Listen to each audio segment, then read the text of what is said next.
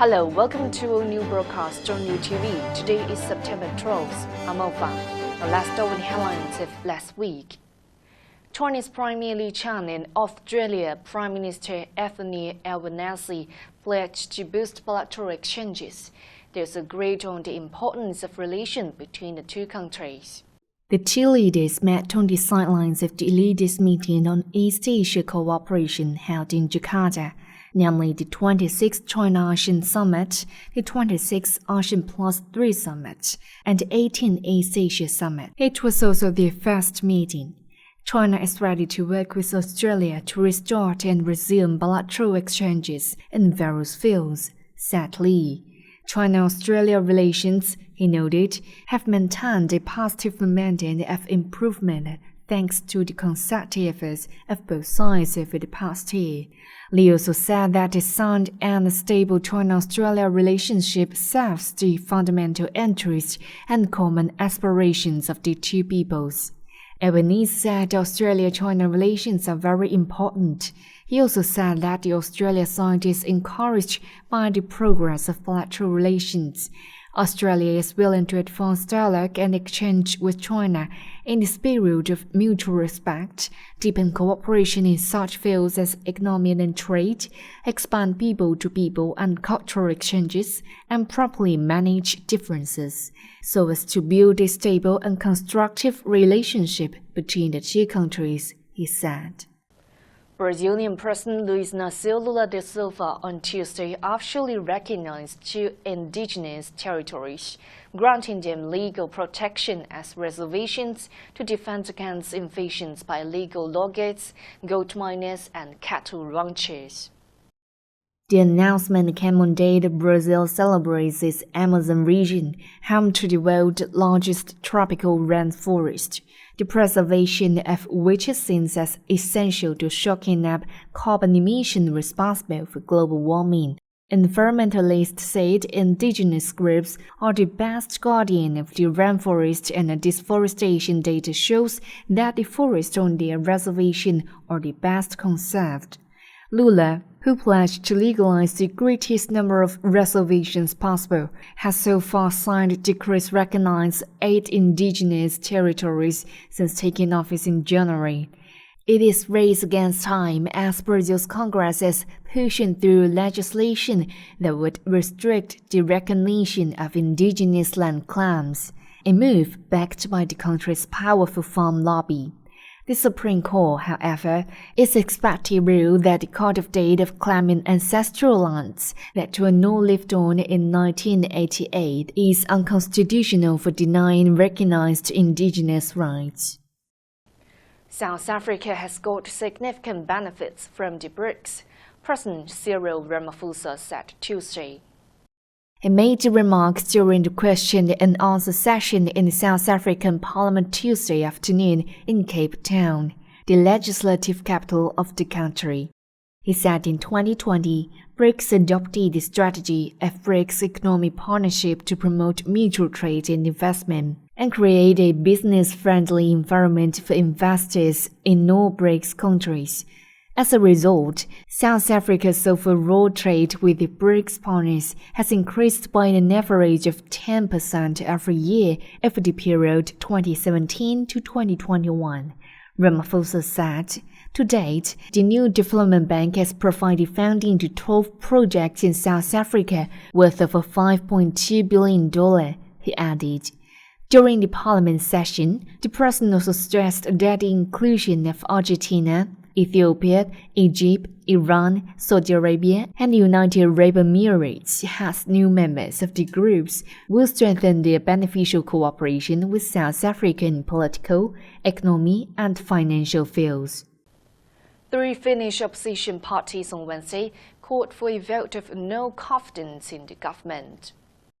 The vote concerned on Finance Minister Riikka Purra and Economic Affairs Minister Will Ritman of the far-right Finns party is widely seen as an embarrassment to the government, but is not expected to bring down the cabinet's forced payout.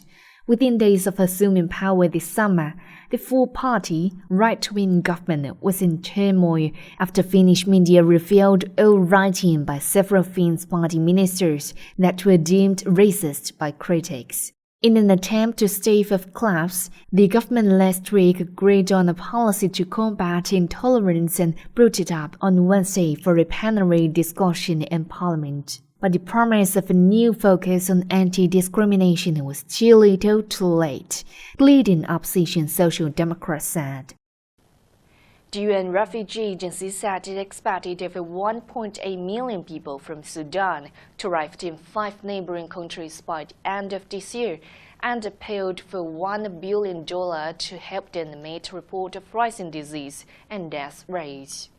The estimate for those feeling violence is about double that UNHCR projected in May shortly after the conflict began, and an increase of 600,000 from the interim estimate. In South Sudan, which is due to receive a third of the 1.8 million people fleeing, thousands of people, many sick and exhausted after crossing the White Nile River, have been arriving in a transit center. Edgar Medicine Sans Frontiers said. The revised $1 billion appeal represents an increase of nearly $500,000 and takes into account the additional refugees and extensions of programs by an additional 2 months to the end of December, a spokesperson said. The new regional appeal is only 19% funded. Let's get to some news flashes. The United Nations Educational, Scientific and Cultural Organization on Thursday called on governments to regulate the use of generative artificial intelligence in education, publishing its first ever global guidance on generative AI in education and research. UNESCO said that the education sector is largely unprepared for the ethical and pedagogical integration of AI tools. These two have far-reaching implications for education and research, UNESCO added. King Charles on Friday thanked the public for their love and support on the first anniversary of the death of his mother Queen Elizabeth and his succession to the throne, echoing her words as he vowed to be of service to all. Polls suggest most Britons have a favorable view of his reign so far, although younger generation appear much less enthusiastic.